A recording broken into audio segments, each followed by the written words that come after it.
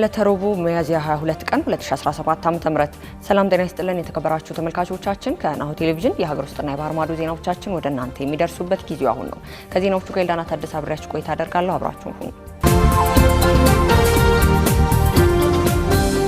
ቀዳሚ ወዳደረግነው የሀገር ውስጥ መረጃችን እናልፋለን። ሩሲያ ከኢትዮጵያ ጋር ያላትን የትብብር መስክ ለማጠናከር ቁርጠኛ መሆኗን የሩሲያ የውጭ ጉዳይ ሚኒስተር ገለጹ።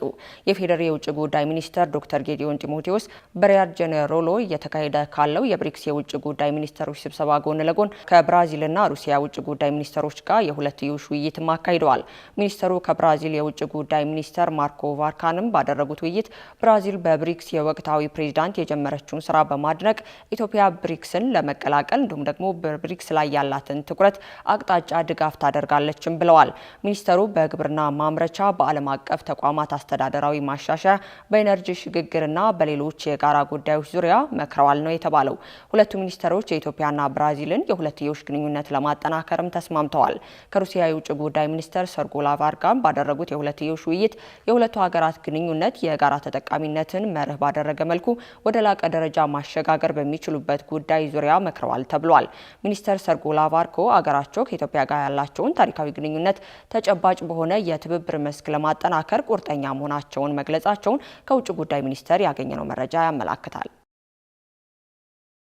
ሰራተኞች የሚከፈላቸው ደሞዝ አነስተኛ ሆኖ ያለ ከፍተኛ የገቢ ግብር መቆረጡ መሰረታዊ ፍላጎታቸውን እንዳያሟሉ ማድረጉን ኢሰማኮ አስታወቀ። የኢትዮጵያ ሰራተኞች ማህበር ኮንፌዴሬሽን አሁን በሚሊዮን የሚቆጠሩ ኢትዮጵያውያን ሰራተኞች የኑሮ ሁኔታ አሳሳቢነቱ ቀጥሏል ሲል አሳውቋል።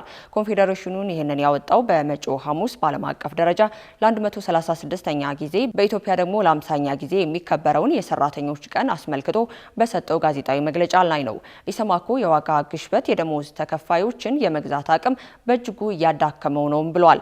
ዝቅተኛ የደሞዝ ወለል እስካሁን አለመወሰኑን ያነሳው ኮንፌዴሬሽኑ ሰራተኞች የሚከፈላቸው ደሞዝ አነስተኛ ሆኖ ያለ ከፍተኛ የገቢ ግብር ስለሚቆረጥባቸው መሰረታዊ ፍላጎታቸው እንዲሟላ እየተደረገ አይደለም ብሏል። የኢትዮጵያ ሰራተኞች ማህበር ኮንፌዴሬሽን ፕሬዝዳንት አቶ ካሳሁን ፎሌ አንዳንድ አሰሪዎች የማህበር መሪዎችን ለአባላቶቻቸው ስለመቆም ወይንም ደግሞ ለአባላቶቻቸው መብት ስለተከራከሩ ብቻ ከስራ ይባረራሉ፣ ይዋከባሉ ወይንም ደግሞ ራቅ ወዳለ ቦታ እንዲዘዋወር ይደረጋልም ብለዋል።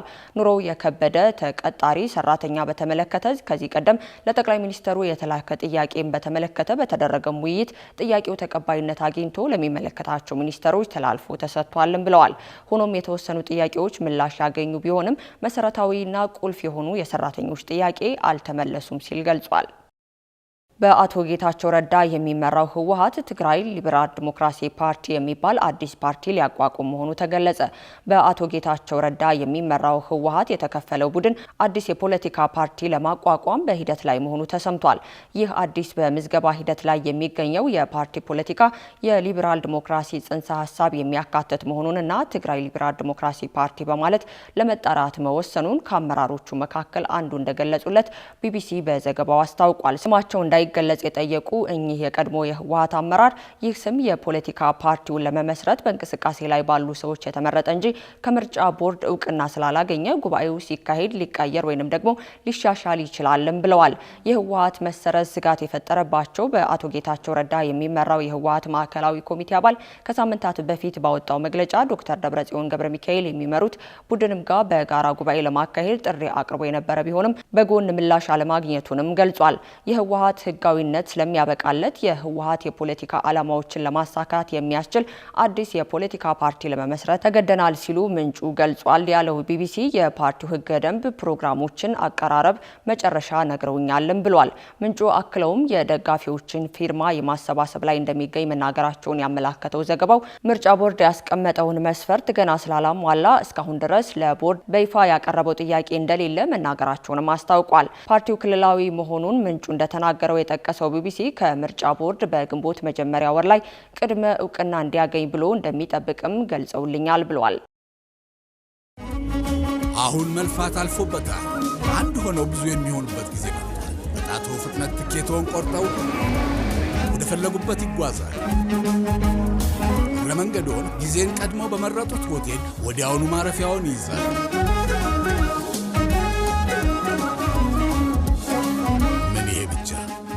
ሜላ አቢሲኒያ ኢኮሜርስ የፈለጉትን ዕቃ ሲመርጡ ዕቃውን የሚያደርሱት በሮ ላይ ያሉ ይመስል ወዲያው ክፍያ ሲፈጽሙ በቅጽበት ይደርሶታል።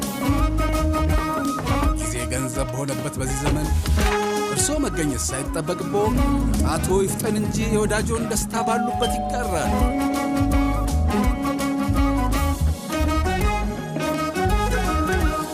አቢሲኒያ የሁሉም ምርጫ። ካሽጎ በየትኛውም ዓለም ሆነው በማንኛውም ሰዓት ለወገኑ የሚደርሱበት ፈጣን የገንዘብ መላኪያ ተከፈተሎ። ማስተርና ቪዛ ካርዶን በመጠቀም ከ5 እስከ 20 ዶላር የሚልኩበት አዲስ የገንዘብ መላኪያ መንገድ። ካሽጎን ለየት የሚያደርገው የትኛውም የገንዘብ ዝውውር በፍጥነት አገልግሎት ከመስጠቱም ባሻገር ለማንኛውም አገልግሎት ምንም አይነት ክፍያ አለመጠየቁ ነው። በሀገራችን ታሪክ ገንዘብን ከውጪ ወደ ሀገር ቤት በማስተላለፍ በመተግበሪያ መልክ አገልግሎት መስጠት የጀመረው የመጀመሪያው ሀገር በቀል የገንዘብ መላኪያ ዘዴ ካሽጎ ከ4500 በላይ ባሉ የባንክ ቅርንጫፎች አገልግሎት እየሰጠ ይገኛል። ገንዘቦን በሰኮንዶች ልዩነት ውስጥ ይፈልጉ በአካውንቶ ወይንም በእጆ ቆጥረው የሚወስዱበት ልዩ ዘዴ። በቅርቡ ሁሉንም ኢትዮጵያዊ ባለቤት ለማድረግ ጉዞ የጀመረው ካሽጎ ዛሬውኑ መተግበሪያውን በስልኮ ላይ በመጫን የአገልግሎቱ ተጠቃሚ ሆኑ። ፍጥነት መለያችን፣ ኢትዮጵያን መክፈቻችን፣ ካሽጎ ነው መላኪያችን። ካሽጎ የአዲሱ ትውልድ ብራንድ። መረጃዎቻችን አሁንም ወደ እናንተ መድረሳቸው እንደቀጠሉ ናቸው። ከውጭ ወዳገኘናቸው መረጃዎች እናልፋለን። በናይጄሪያ የእስላሚክ መንግስት ቡድን በፈጸመው ጥቃት 26 ሰዎች ተገደሉ። በናይጄሪያ ሰሜናዊ ምዕራብ አካባቢ ባለ መንገድ ላይ በተቀበረ ፈንጂ ሴቶችና ህጻናትን ጨምሮ 26 ንጹሃን ሰዎች መሞታቸውን ፖሊስ አስታውቋል። በምስራቅ አፍሪካዊቷ ሀገር የሚገኘው የእስላሚክ መንግስት ቡድን ለፈጸመው ጥቃትም ሙሉ ኃላፊነትን ወስዷል። በመንገድ ላይ በተጠመደ በርካታ ፈንጂዎች በርካታ የንግድ ተሽከርካሪዎች ላይ የነበሩ በትንሹ 26 ንጹሃን ዜጎች መሞታቸውንም ታውቋል። ፈንጂው የተቀበረው አይኤስ የምዕራብ አፍሪካ ግዛት ተብሎ ከሚጠራው እስላማዊ መንግስት ተባባሪነት በተባለ ታጣቂ እንደሆነም ተገልጿል። ከሟቾች በተጨማሪ ቢያንስ 3 ሰዎች ቆስለው በአቅራቢያ ወደሚገኘው የሕክምና ተቋም ተወስደዋል። የጸጥታ ኃይሎች አካባቢውን ጸጥታ ለመጠበቅ የተጠናከረ መዋቅር መጀመራቸውንም አስታውቀዋል።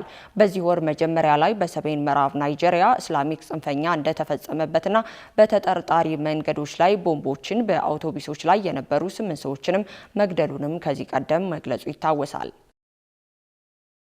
በመጨረሻም በዩክሬን በጦርነት ወደ 600 የሚጠጉ የሰሜን ኮሪያ ወታደሮች መሞታቸውን የህግ አውጪዎችና የሰላይ ባለስልጣኖቹ ተናገሩ። የደቡብ ኮሪያ ህግ አውጪ የሀገሪቱ የስለላ ድርጅትን ገለጻ ከተደረገ በኋላ ስለተገመገሙ ጉዳዮች መረጃም ሰጥቷል። ባለስልጣኑ ለጋዜጠኞች እንደተናገረው በጦርነቱ እስካሁን 4700 የሚገመቱ የሰሜን ኮሪያ ወታደሮች ተገድለዋል አሊያም ደግሞ ቆስለዋል ብለዋል። የህግ አውጪው የስለላ ኮሚቴ የሰጠው አስተያየት የፒዮንግያንግን ለመጀመሪያ ጊዜ የሞስኮ ጦርነት ለመደገፍ ወታደሮችን ወደ ሩሲያ መላክ ካረጋገጠ ከ2 ቀናት በኋላ ነው ተብሏል። የሰሜን ኮሪያ መሪ ኪም ጆንግ ኡን የዩክሬን ኒዮ-ናዚን ወራሪዎችን ለማጥፋትና የክሩሶን አካባቢ ከሩሲያ ጦር ኃይሎች ጋር በመተባበር ለማስለቀቅ ወታደሮችን ለማሰማራት በይፋ ማዘዛቸውን የኮሪያ ሴኔት የዜና ኤጀንሲ ሰኞ ባወጣው ዘገባ ጠቅሷል። የስለላ ኤጀንሲው እንዳለው በጥር ወር ላይ በግጭት ወደ 300 የሚጠጉ የሰሜን ኮሪያ ወታደሮች መገደላቸውንም ገልጿል። የወግ አጥባቂው ፒፖል ፓርቲ እንዳለው የሊበራል ዲሞክራሲ ፓርቲ አባል ለጋዜጠኞች በሰጡት መግለጫ ፒዮንግያንግ በአጠቃላይ 15000 ወታደሮችን ለሩሲያ አሰማርቷል ብሏል። ፒዮንግያንግ ለእርዳታ ለስለላ ሳተላይቶች እንዲሁም ሰው አልባ አውሮፕላኖች፣ ኤሌክትሪክ የጦር መሳሪያዎችና ኤስኤስ-22 ከምድር ወደ አየር ሚሳኤል ቴክኖሎጂን ድጋፍ ከሩሲያ አግኝታለች ሲልም ህግ አውጪዎቹ ተናግረዋል። በሩሲያ ዩክሬን ጦርነት ውስጥ ከ6 ወራት በላይ የሰሜን ኮሪያ ጦር አባላት መሳተፋቸውን ባለስልጣኑ ተናግረዋል። እነሆ የምስራች! የ10 አየር መንገድ የበረራ ትኬት ለውድ ደንበኞቹ በተቀላጠፈና አስተማማኝ በሆነ መንገድ እያቀረበ ያለው። በዚህም በደንበኞቹ የተመሰገነው ጉዞጎ አሁን ደግሞ ተደራሽነቱን በማስፋት ተጨማሪ ባንኮችን በማካተት ለውድ ደንበኞቹ የበለጠ አስተማማኝ ለመሆን ችሏል። የጉዞጎን አፕሊኬሽን ከአፕ ስቶር ወይም ከፕላይ ስቶር በማውረድ የመነሻና የመድረሻ ከተማዎትን መርጠው ዋጋ አወዳድረው የሀገር ውስጥም ሆነ ዓለም አቀፍ በረራ ማድረግ ካሰቡ የበረራ ትኬቶን ክፍያ በአቅራቢያው በሚገኙ ባንኮች አንድም በአካል በመሄድ ወይም በኦንላይን የክፍያ አማራጮች ክፍያዎትን በመፈጸም የበረራ ትኬቶን በእጅ ያስገቡ። ከዚህም በተጨማሪ እንደ ሁል ጊዜው ወደ ጉዞጎ የጥሪ ማዕከላችን 7473 በመደወል ከሙሉ የበረራ መረጃ ጋር የ24 ሰዓት የትኬት አገልግሎት ማግኘት እንደሚችሉ ስናበስሮ በታላቅ ደስታ ነው። ለበረራዎ ጉዞጎ።